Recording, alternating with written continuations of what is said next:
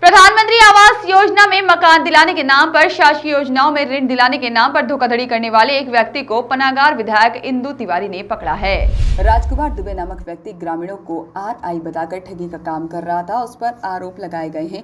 उसने लाखों रुपए की धोखाधड़ी की है। भाजपा कार्यकर्ताओं को जब यह बात पता चली तो उसकी तलाशी ली गई तो उसके पास से बहुत सारी फर्जी ID बरामद हुई है। विधायक इंदु तिवारी का कहना है कि पुलिस को सूचना दे दी गई है। भाजपा कार्यालय में लोग धोखेबाज RI के खिलाफ शिकायतें लेकर पहुंच रहे हैं। इस पूरे मामले में आरोपी राजकुमार दुबे का कहना है कि उसे झूठा फंसाया जा रहा है। इस पूरे मामले की जांच होने पर सच्चाई सामने आ जाएगी। उसने किसी के साथ धोखाधड़ी नहीं की है। जांच होने पर बड़े घोटाले का खुलासा होने से इनकार नहीं किया जा सकता। और इस पूरे मामले में विधायक इंदु तिवारी का कहना है कि यह कोई बहुत बड़ा गिरोह है जो शासकीय योजनाओं के नाम पर प्रदेश स्तर पर धोखाधड़ी करने का काम कर रहा है। बताइए क्या मामला है? मामला ये है, इन्होंने बोला कि प्रधानमंत्री आवास योजना के अंतर्गत से ज़मीन पर आपको हम पट्टा अलॉट करा देंगे जिसका खर्चा पर प्लाट पे 20,000 रुपये आएगा। मैंने इनको 10 प्लाट के पैसे दिए। 10 लोग हैं जिसमें। कौन सी ज़मीन है, किस चीज़ का मामला है? Maharajpur housing board. ये अपने आपको क्या बताते हैं? RI। अच्छा, क्या नाम है इनका? ये दुबे जी बोलते हैं। अभी आपने आरोप लगाया है कि लाखों रुपये धोखाधड़ी हुई है। कैसे किसके माध्यम से पैसे दिए थे, क्या था मामला?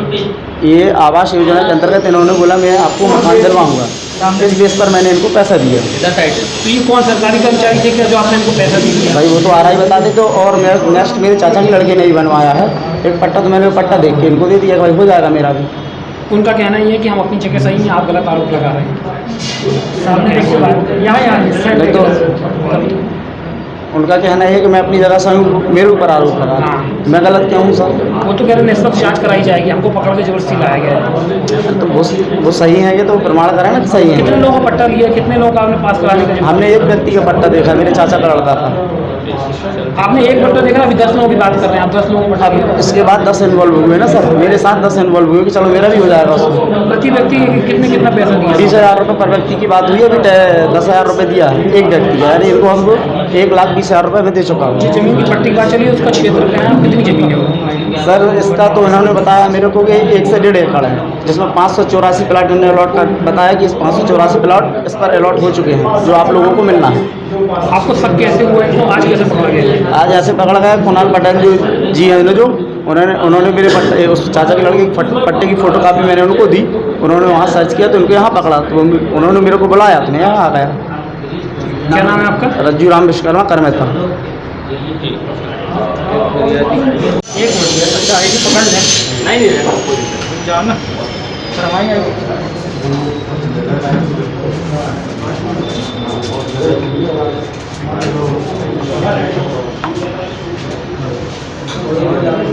आप पे आरोप है कि आपने फर्जी काम किया है, तो क्या आप कहना है? मेरा कहना ये है 2 पट्टे मैंने पटवारी से जारी कराए थे।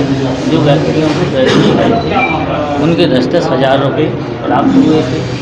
कोई भी व्यक्ति अभी शिकायत करने नहीं आया, वो संतुष्ट है। अभी मेरे ऊपर आरोप है, मैंने कार्य किया था। एक बात इधर माननीय पार्षद जी गिरीश गौड़ BJP पार्टी से हमारे वार्ड से, उनने बोला ऐसा करवा दो, मैंने उनको करवा दिया। उसके बाद में उनने पुनः मेरे को बोला 2 वर्ष हो गए, मैंने मना कर दिया कार्य करने से। मेरे ऊपर उन्होंने हमला करवाया। इसकी FIR मैंने संबंधित थाने में दी थी। 36 घंटे में एडमिट रहा मन्नू लाल में। पुलिस द्वारा कोई कार्रवाई नहीं हुई। अभी कुछ दिन पूर्व उनकी और एक महिला की बातचीत हुई। वो महिला से इन्हें 6 लाख रुपए लिए थे, जो कि एस भारत ने पेपर में भी निकाली थी। पेपर में निकालने के बाद 3 दिन बाद उन्होंने मेरे को फ़ोन किया, तो मैं सब्जी ले रहा था, मैं गया। बोले ये क्या हुआ, मैंने हमें क्या मालूम क्या हुआ, आप जानिए आपने पास किया है, हमने ज़्यादा है तो महिला से बात कर ली, महिला से उन्होंने बात नहीं की, फिर वो एसपी ऑफिस चले आपके गए। पास फर्जी आई कार्ड मिले, किस तहसीलदार के सेक्टर में आप ये काम करते हैं? कोई तहसीलदार नहीं। आप क्या करते हैं? आप अभी वर्तमान में मैं पंडिताई करता हूँ। पर ये फर्जी कार्ड कैसे आए? आई कार्ड कैसे आया? पार्षद जी ने बनवा के दिया। कौन से पास? गिरीश गौंड, आपका नाम?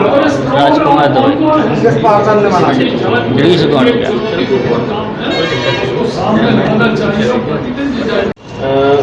बताएं क्या है पूरा मामला। अभी एक नकली आ रहा है, पक्का गया है आपको, क्या कहना पूरे मामले में? करीब 3.5 वर्ष से हमारे क्षेत्र में, हमारी विधानसभा में फ्रॉड हो रहा था। अनेक बार इसकी शिकायत हम लोगों ने विभिन्न विभागों में की और पुलिस को भी की, किंतु इसका सुराग नहीं मिल पा रहा था। हमारे कार्यकर्ता लगातार इसके पीछे लगे हुए थे कि हम कैसे इस व्यक्ति को पकड़ें, कभी प्रधानमंत्री आवास के नाम से और कभी पट्टे वितरण के नाम से, कभी टैक्स के नाम से। ऐसे और भी जो बड़ा गिरोह है, कोई एक व्यक्ति 2 व्यक्ति से नहीं। पर आज हमारे कार्यकर्ताओं को बड़ी सफलता प्राप्त हुई है और उन्होंने इस राजकुमार दुबे नाम के व्यक्ति को पकड़ा है और 2 हितग्राही जिनसे 1,20,000 एक से लिया और एक से 10,000 रुपये लिया। जब हम लोगों ने इनकी सर्चिंग की तो इनकी सर्च में इनके जेब के अंदर नकली RI का एक आई कार्ड मिला और बहुत से दस्तावेज मिले हैं, बहुत से फ़ोटो मिले हैं। इन सब के हम लोगों ने जब परीक्षण किया तो ऐसा लगा कि कोई बड़ा फ्रॉड है।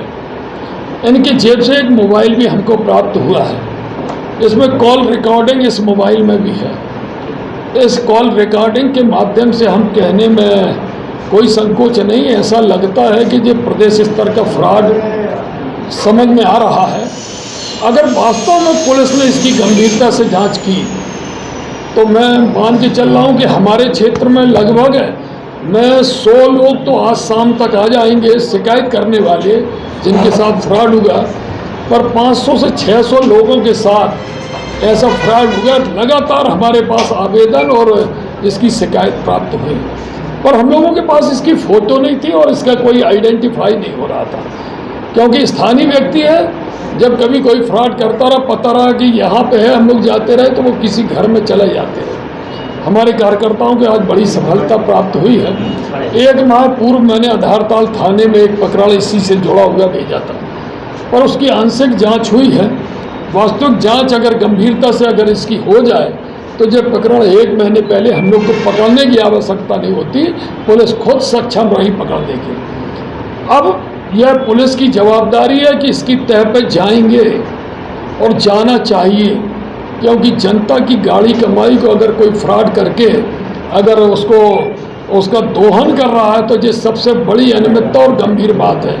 और ये चुनौती है पुलिस विभाग को कि इसकी अच्छी तरीके से जांच करें और चुनौती मान के जांच करें और ये वास्तव में क्या क्या फ्रॉड हुआ है इस बात की जानकारी आए, क्योंकि 2 लोग यही हैं और लगभग 30 से 35 लोगों से आज हमारा अभी संपर्क हो गया।